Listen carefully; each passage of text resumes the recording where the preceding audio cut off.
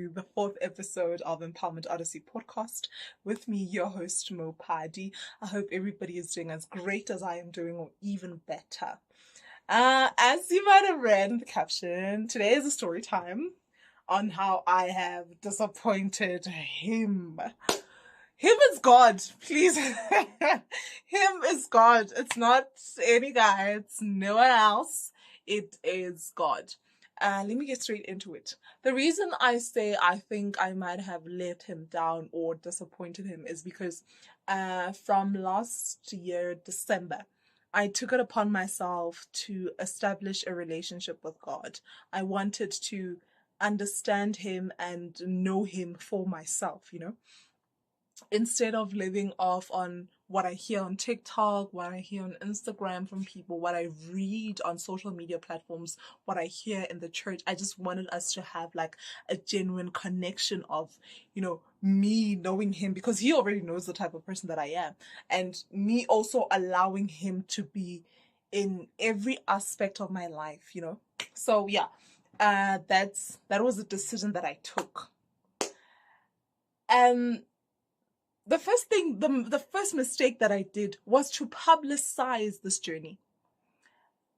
I publicized it in the sense that I took it on TikTok. I was making videos every day talking about God, talking about my understanding of who He is.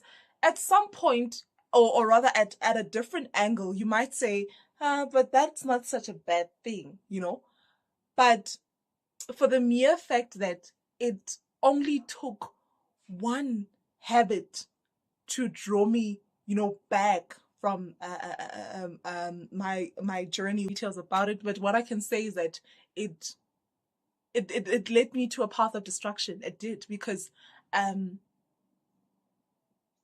stopped praying. I stopped talking to God. I just gave myself into that thing fully and separated us from God. But I think at some point it did. I don't want to lie. It did for a while, but I bounced back because I realized that, you can't try to navigate life without God. Like, I tried and it didn't work out. But yeah, I think the first thing that I did was to, publicize that. I think he was also disappointed because God knew that, okay, she's going to face this one thing that she told me that in November and in December that she was struggling with. She's going to face it, and she's still going to give into it. I think with that, that was a disappointment. And not only did it end there, I actually gave into it. I gave into it fully. And I think, not even I think, I know, because I've been using the word I think for some time. I know for a fact that I disappointed him big time. I disappointed him big time. And I know I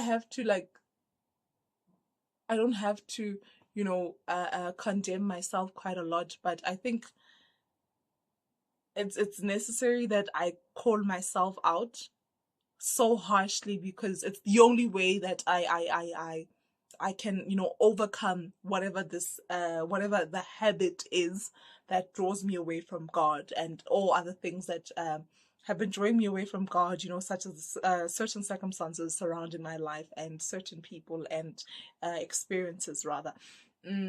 Yeah, experiences of the people that are in my life. I've experienced certain people that are close to me in a very dark way, to if I can put it like that, and that messed with me emotionally, that messed with me mentally, because I think I deserve to be around people who are good for my nervous system. So having had come across that version of those people, because that's not who they are in general, holistically, but the fact that I experienced that version of them was pretty much painful. And I don't want to say I'm not deserving of that, because nobody is deserving of that, but um I'm glad that it happened to me, because I was able to overcome it. Unlike, having it happen to somebody else who would not be as strong as I am, and give in to things like emotional turmoil, give into things like, depression, anxiety, and yeah. and eventually, harm themselves, try to harm themselves, and give up in life. But anyway, hmm, getting back into how I disappointed him. Yeah, that was the habit. The first thing was the habit, and I think another thing is the coping mechanisms that I used um, to handle the trauma that I experienced, in terms of what I just said now. Um, Experiencing some people in a very dark way, you know. That's not who they are holistically, but there is that version of them that I experienced that was not good. And I'm talking about people that are close to me. I developed coping mechanisms that were not good for me, you know. And it's painful because, okay, it's painful because um I was currently in a place where I didn't know whether is this genuine suffering, or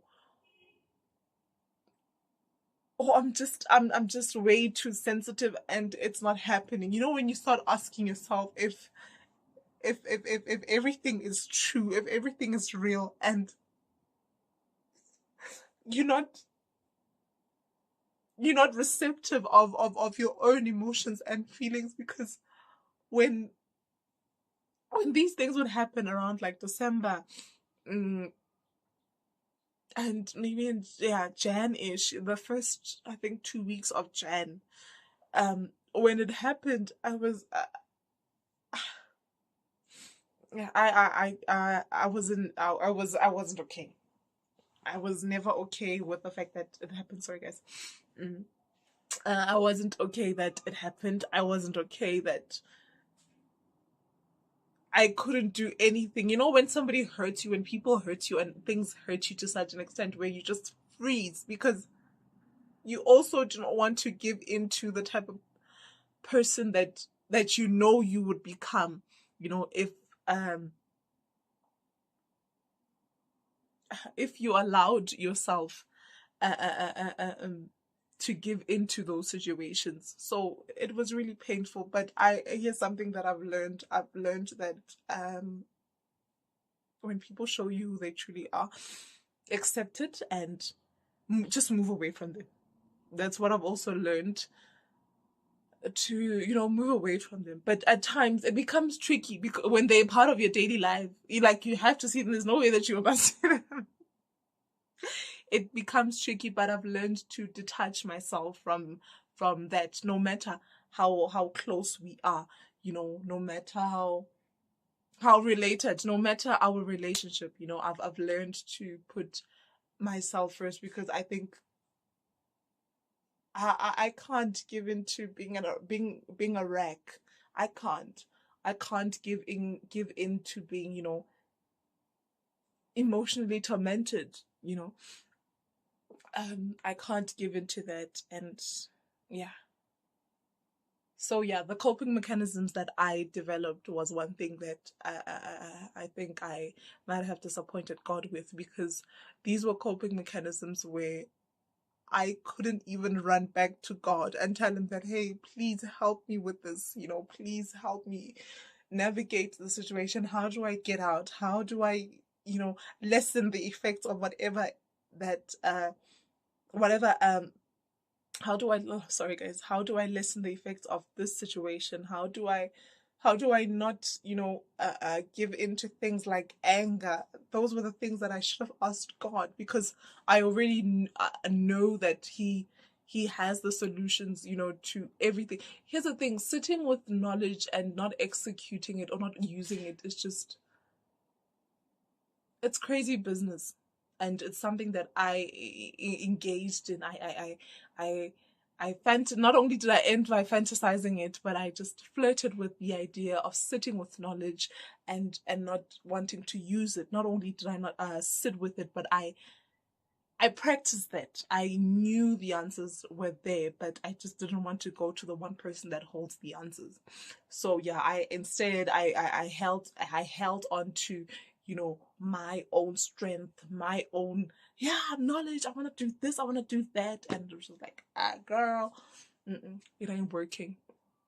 So, yeah, those were the things, and another coping mechanism was that I started neglecting myself.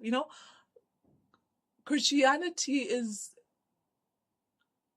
based on love for self, love for God, love for other people, your neighbors, other people.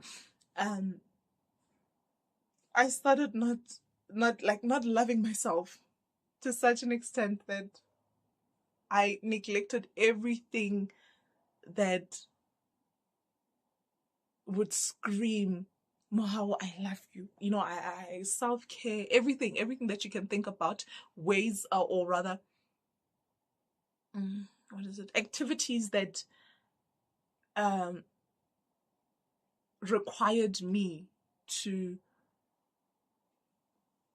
show love to myself. That's what I neglected. Everything, thoughts about myself that, that would affirm me, or rather that would reassure me that, hey, I love you. Hey, I love myself. Hey, I neglected that, like, holistically, fully. I neglected that. And yeah, I became a total mess. It was a maza. It was a maza. It was a disaster. But yeah. But also, like, what happened, guys, it hurt my emotions. It did. What happened really messed with my emotions. It did, because I remember there were times where I'd feel like a tightness in my chest. And I was just like, okay, this is a sign of anxiety. This is a sign of what.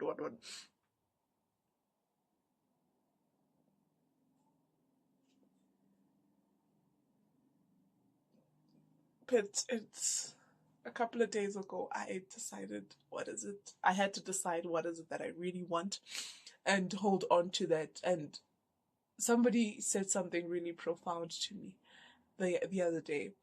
He said, stop focusing on the destination, just focus on the process. So, and the journey, yeah. So I've taken it upon myself to, not focus on whatever it is that I want to achieve, not focus on the end goal, but rather focus on the process. I think he also said, what did he say? He said habits turn into goals.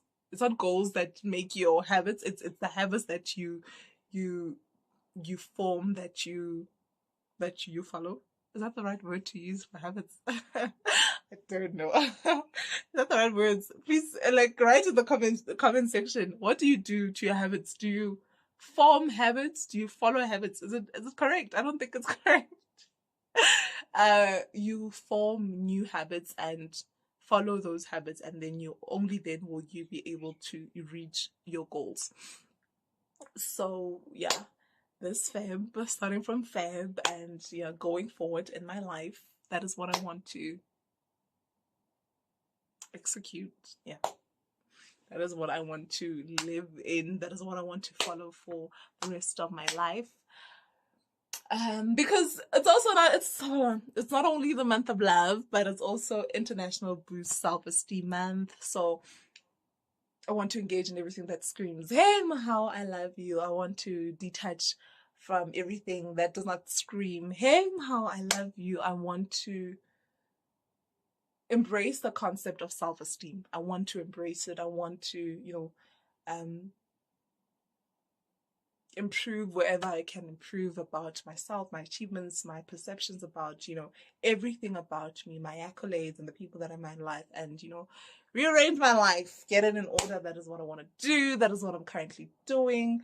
So yeah, that's that. Ooh, what a lengthy story time. But anyway, thank you for tuning in. Thank you for watching. I hope that you enjoyed it. I hope that you also learned something. Okay, here are the takeaways. Here's something that I want you to take away from this entire episode. You cannot have influence with pretentious energy. You can't have influence when you're pretending. influence is something that should start from within. You first have to change yourself before you can have an impact on anybody else. Number one. Secondly, I want you to let go of coping mechanisms. I want you to thrive and not just survive. I want you to find ways in which you let go of your coping mechanisms and you start living your life in a way that is free from trauma, free from any other psychological issue, free from that. I want you to free yourself. And then lastly, I want you to love yourself, man. I want you to remove everything and anybody that does not, belong in the current, in your current version, the current version of who you are currently. And yeah,